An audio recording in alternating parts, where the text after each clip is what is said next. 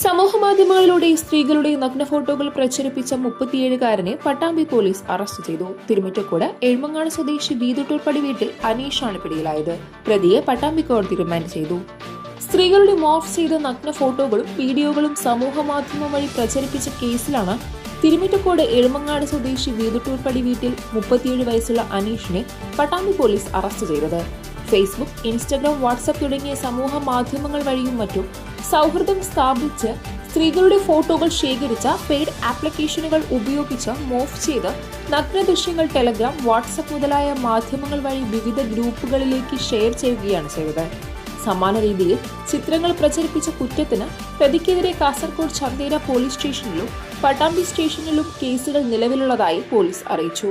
പ്രതിക്ക് ഇത്തരത്തിൽ ഫോട്ടോകൾ മോർഫ് ചെയ്യുന്നതിന് സഹായിച്ചവരെക്കുറിച്ചും ദൃശ്യങ്ങൾ ഷെയർ ചെയ്തവരെക്കുറിച്ചും വ്യക്തമായ തെളിവുകൾ ലഭിച്ചതായും ഇത്തരക്കാർക്കെതിരെയും വരും ദിവസങ്ങളിൽ ശക്തമായ നടപടികൾ സ്വീകരിക്കുമെന്നും പോലീസ് അറിയിച്ചു. അറസ്റ്റ് നടപടികൾക്ക് കോടതിയിൽ ഹാജരാക്കിയ പ്രതിയെ റിമാൻഡ് ചെയ്തു. ഇൻസ്പെക്ടർ വിഷ്ണുവിന്റെ നേതൃത്വത്തിലുള്ള പോലീസ് സംഘമാണ് കേസ് അന്വേഷിച്ചത്. K news, Pattambi.